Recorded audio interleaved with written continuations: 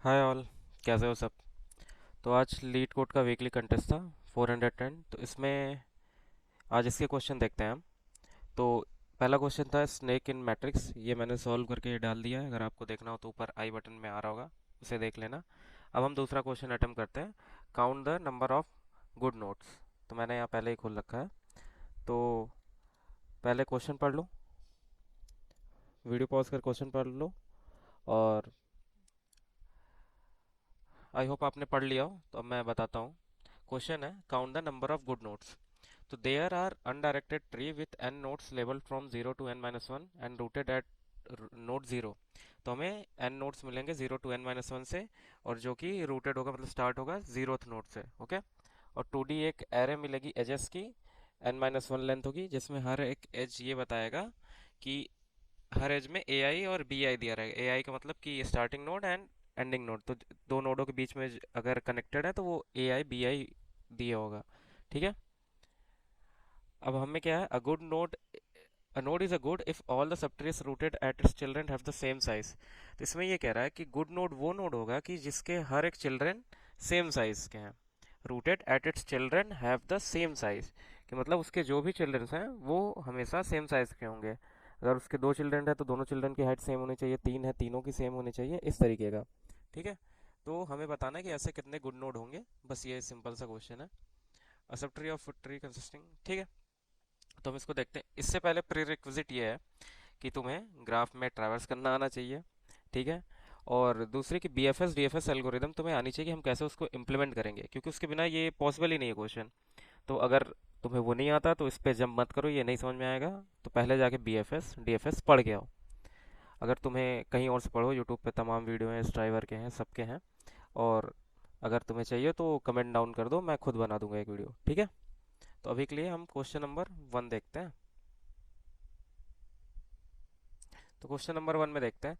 Question में क्या करता है, हमें नंबर ऑफ गुड नोट्स बतानी। गुड नोट्स क्या होती हैं कि जिनके चिल्ड्रन की, सारे चिल्ड्रंस की क्या कहते हैं, जो साइज़ है वो सेम हो।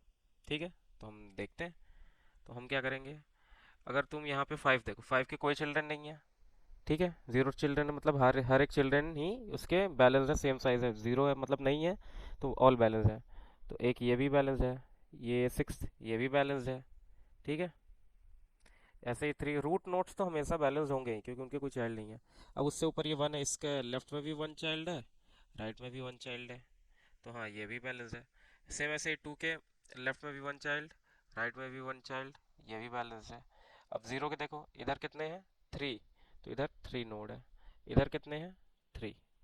तो हाँ, ये भी बैलेंस है। इसमें कितने बैलेंस होगा, सारे बैलेंस हैं। तो 7 नोट्स आंसर हो गए यहाँ पे। ऐसे ही अगला क्वेश्चन देखते हैं हम।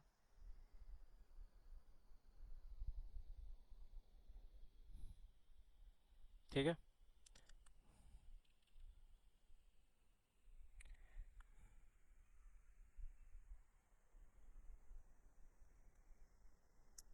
अगला क्वेश्चन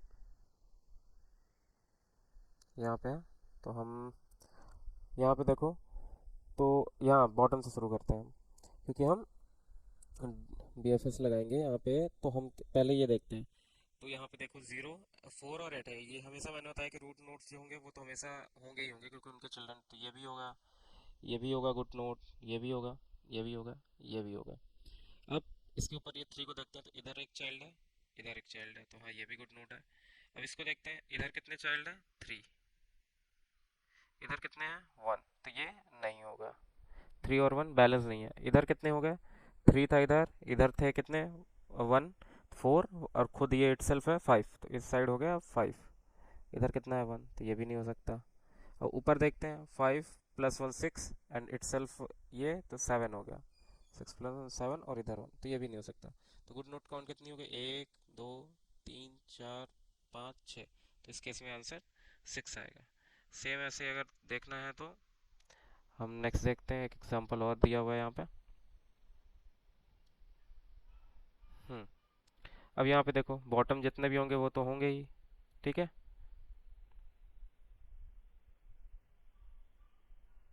ये मैंने, ये बॉटम है, ये बॉटम है, ये बॉटम है। ठीक है। बॉटम नोट्स तो हमेशा होंगे ही। अब देखो यहाँ से शुरू करते हैं। ये 9 है, तो 9 के इधर कितने हैं, 1 एलिमेंट है। इधर कितना है, 1+1 2 एलिमेंट्स हैं, तो ये तो नहीं है। 10, 10 के एक ही चाइल्ड है, तो एक चाइल्ड हमेशा ही बैलेंस होगा। ठीक है, तो 1 था, हाँ ये बैलेंस है। अब इधर देखते हैं, 7 का वन वन चाइल्ड है, तो हाँ ये है। इसका भी एक ही चाइल्ड है जिसकी साइज 2 है, तो एक चाइल्ड पे कोई दिक्कत नहीं है, बैलेंस है। इसके भी एक चाइल्ड है जिसकी 3 है, तो ये भी है। अब इधर देखते हैं, इधर इसके 3 चाइल्ड है, सबकी साइज 1 1 1 है, तो हाँ ये बैलेंस है। और ये टोटल इधर साइड कितने हैं, इधर 4 है, इधर कितने हैं, ये टोटल 4 है, और इधर कितने हैं, ये भी 4 है, तो ये भी बैलेंस्ड हो गया। ठीक है, तो जो तुम्हें ब्लू मार्क्ड हो रहे होंगे वो बैलेंस चाइल्ड है, ये गुड नोड है। तो अब इसको निकालेंगे कैसे? ठीक है, मेन क्वेश्चन तो ये है यहाँ पे कि इसको हम सॉल्व कैसे करेंगे। तो इसको हम फिर से नया फिगर ले लेते हैं। ठीक है, तो हम क्या करेंगे, हम बेसिकली यहाँ पे BFS या DFS कुछ भी लगा सकते हो, तो हम हर एक नोट पे आएंगे। ठीक है, तो हम क्या करेंगे, जिस भी पेरेंट्स नोड पर आएंगे उसके हर एक साइज, हर एक सब ट्रीज पे हम जा जाके साइज देखेंगे। सपोज करो कि हम यहाँ पे पहले सब साइज को हम -1 ले लेते हैं, कि अभी हम सपोज करते हैं यहाँ पे ले लेते हैं, यहाँ पे हम अभी इसके जितने भी नोट्स हैं उनकी हर एक की साइज -1 है सपोज। ठीक है, हमने ये ले लिया। फिर इसके कोई भी चाइल्ड नहीं है, तो ये -1 परसिस्ट करेगा ही करेगा, मतलब इसको हम चेंज नहीं करेंगे, तो इस केस में तो ये हो जाएगा। अब यहाँ पे देखते हैं, सपोज करो यहाँ पे कि हमने इसके एक सब ट्री की साइज पहले -1 ले रखी है। ठीक है, आई होप इतना समझ में आ रहा होगा। -1 ले रखी है, अब -1 ले रखी है, फिर हम जब इस साइड लेफ्ट इसके सब ट्री पे हम जाएंगे, तो हम इसकी साइज कैलकुलेट करेंगे जो कि 1 आएगी। तो वो -1 के इक्वल तो है नहीं, तो इसको हम चेंज करके 1 कर देंगे। ठीक है, मतलब एक सब ट्री आ गया जिसकी साइज 1 है। अब हम राइट साइड आएंगे, तो राइट साइड हम क्या कैलकुलेट करके आएंगे, इधर साइज कितनी है 2, तो 2 1 के बराबर नहीं है, मतलब -1 हो सकती है या एक वैल्यू और हो सकती है, बट एक वैल्यू से ज़्यादा। या फिर तुम इसको मैप में स्टोर कर लो कि एक साइड साइज की क्या कहते हैं, एरम कर लो कि मैप में 1 थी और अगली साइज क्या है 2, तो ये क्या हो गया, दो अलग अलग साइज हो गई, दो अलग अलग साइज पे, तो ये गुड नोट नहीं होगी। समझ रहा हो? ऐसे ही जब इसके लिए हम हर एक सब ट्री के लिए एक एरे में सपोज कर लो एक मैप है उसमें स्टोर कर रहे हैं, तो इधर वैल्यू साइज 4 थी, इधर 4 थी, इधर 4 थी, तो मैप में अगर स्टोर करेंगे तो 4 की 3 फ्रिक्वेंसी टाइम्स स्टोर हो जाएगा। समझ रहे हो? तो इसमें क्या होगा कि मैप की साइज हमेशा 1 रहेगी। 1 या उससे छोटा है तो मतलब वो गुड नोड है, और नहीं है तो नहीं, तो मतलब वो गुड नोड नहीं है। उसके मल्टीपल जो चिल्ड्रन है उनकी साइज अलग अलग है। तो इसी को आप कोड में देखते हैं कि हम कैसे इंप्लीमेंट करेंगे। ठीक है, तो इनलार्ज कर लेते हैं। तो पहले हम क्या करेंगे, हमें जो एजेस मिली हुई है हम इसको एडजेसेंसी मैट्रिक्स में चेंज कर लेंगे। अब वो कैसे करेंगे, तो हम क्या करते हैं, एक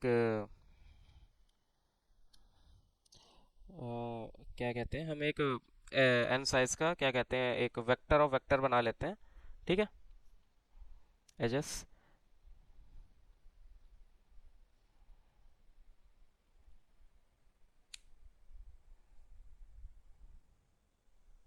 तो हम क्या करते हैं, वेक्टर ऑफ वेक्टर बना लेते हैं। ठीक है, उसको नाम दे देते हैं एडजेसेंट। ठीक है, अब हम क्या करते हैं, फॉर लूप चलाते हैं। अब हम इसको कब तक चलाएंगे, तो एक वेरिएबल में स्टोर कर लेते हैं, एंटी एडजेस डॉट साइज। ठीक है, I equals to 0, I less than L, I plus plus. ठीक है, अब हम क्या करेंगे, सी डॉट एजेस आई 0 पे हम क्या पुश बैक कर देंगे हमेशा,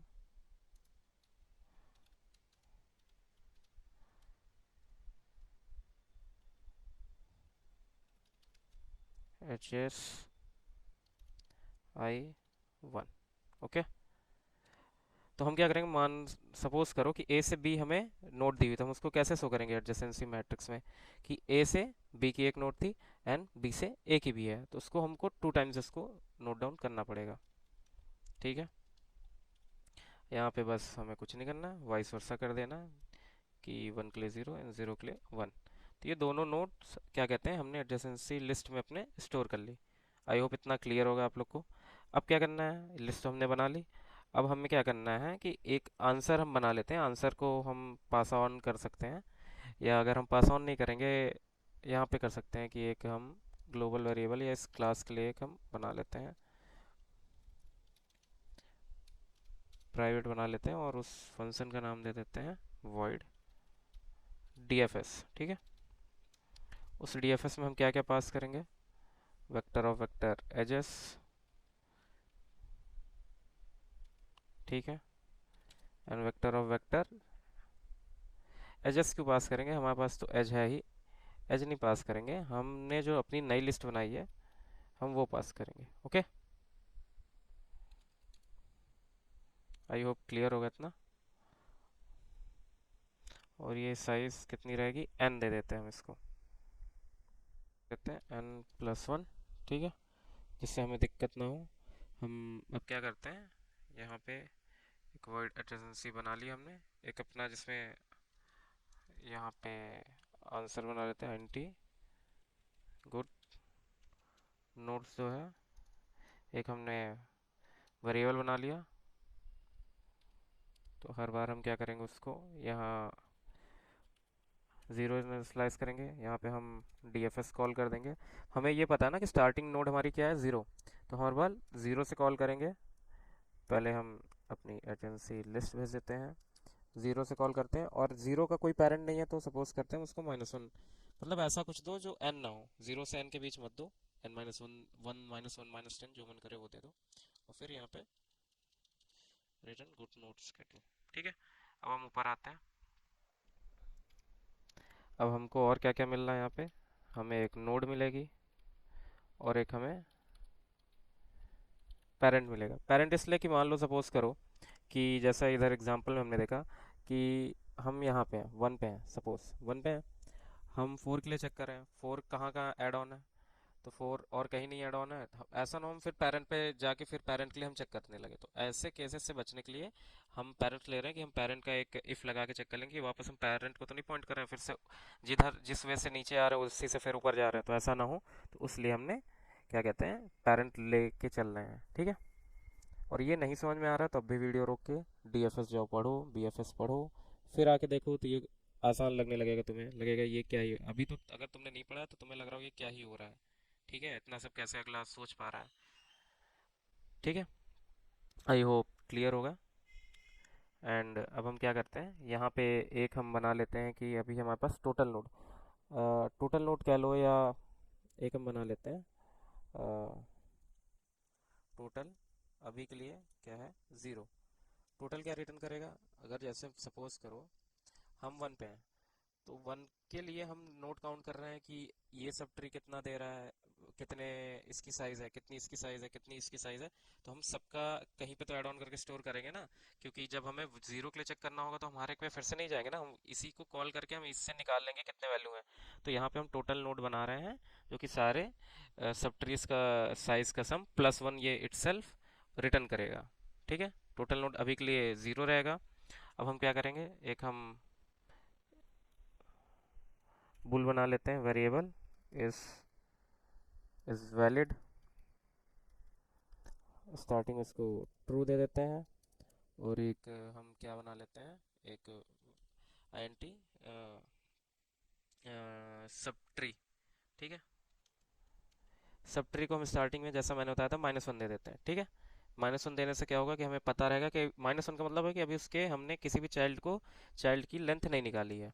ठीक है, अब हम क्या करते हैं, हम एजेंसी लिस्ट में अपने चलते हैं, और एजेंसी लिस्ट कैसे चलेंगे, तो एक हम फॉर बना लेते हैं ऑटो आईटी, और किसमें, एडजेसेंट नोड, नोड के जितने भी कनेक्टेड हमारे पास नोड से जितने भी कनेक्टेड हमारे पास अदर नोड्स हैं उन पे ट्रैवर्स करेंगे। ठीक है, तो हम ट्रैवर्स कैसे करेंगे, तो हम हर बार क्या करेंगे, जितने भी उसके सब नोड्स हैं उन पे हम जाके ये निकालेंगे कि हमें क्या मिल रहा है। जैसे सपोज करो आईटी, तो पहला आईटी जो नोड है वो आईटी से कनेक्टेड है, तो पहला हम इफ़ लगाएंगे कि जो हमारा आईटी है वो पेरेंट ही तो नहीं है। तो अगर ऐसा कुछ केस होता है तो हम इस केस में कंटिन्यू कर जाएंगे, अदरवाइज क्या करेंगे, अगर सपोज अगर पेरेंट नहीं होता तो हम आगे उसके बाद कंटिन्यू करेंगे। तो हम यहाँ पे क्या कर लेते हैं, INT एक करंट साइज कह लो या करंट कर लो, हम उसमें हम उस पेरेंट, उस जो अब हमें नया नोड मिला उससे कनेक्टेड, अब वो उसका चाइल्ड होगा, तो उस चाइल्ड की साइज निकालेंगे। वो हम जब तक चलते जाएंगे जब तक हम बॉटम तक नहीं पहुंच जाते हैं, एकदम रूट नोड तक। तो हम यहाँ पे क्या करेंगे, करंट पे और फिर से DFS कॉल कर देंगे, फिर से एडजेसेंट पास कर देंगे। अब यहाँ पे हमारा नोड की जगह क्या आ जाएगा, IT, और उसका पेरेंट नोड होगा। ठीक है, इससे क्या आ गया कि हमारी करंट जो भी लेंथ थी वो आ गई। अब हम इसमें क्या करेंगे, अब चेक करेंगे कि जो हमारी जो सब ट्री है, सब ट्री है, अगर ये सपोज करो -1 है, मतलब अभी तक हम पहले, ये हमारा पहला चाइल्ड पे हम जा रहे हैं, तो हम क्या करेंगे कि हम अपने सब ट्री को करंट से रिप्लेस कर देंगे। अब सपोज करो ऐसा नहीं होता है, -1 नहीं होता, मतलब हम किसी एक नोड पे जा चुके हैं पहले, तो सपोज करो इफ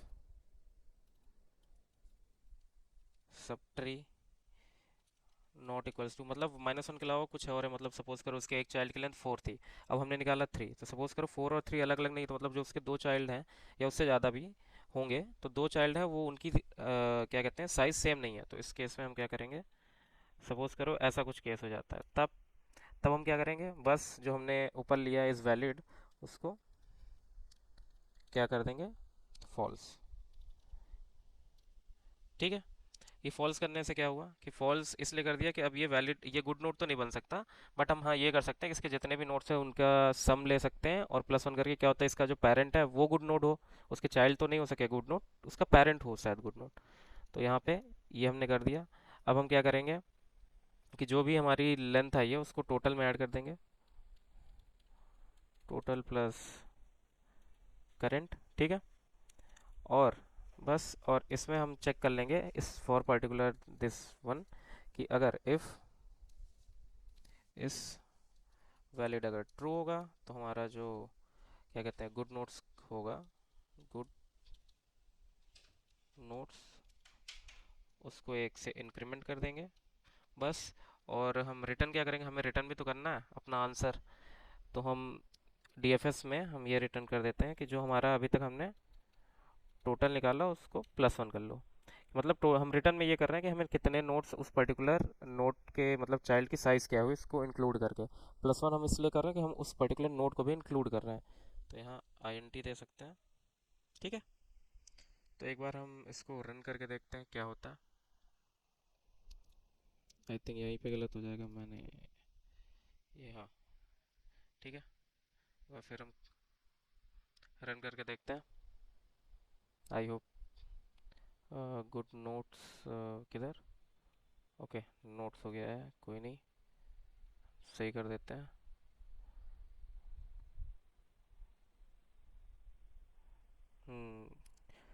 टेस्ट केसेस तो चल गए, अब रन करके देखते हैं, सबमिट करके देखते हैं, मतलब सबमिट हो गया। तो आई होप आप लोगों को समझ में आया होगा ये क्वेश्चन। इसमें कुछ था नहीं, DFS लगाना है बेसिकली। अब ये तुम्हें बहुत ही मतलब कॉम्प्लेक्स लग रहा हो कि कैसे कर रहे हैं, कैसे काम हो रहा है, उसको इमेजिन नहीं कर पा रहे होगे कि हम बार बार DFS कॉल करते जा रहे हैं, कॉल करते जा रहे हैं। तो अगर तुम्हें इन डेप्थ वीडियो चाहिए हो तो मुझसे कमेंट डाउन कर देना, मैं 1-2 दिन में बना दूंगा।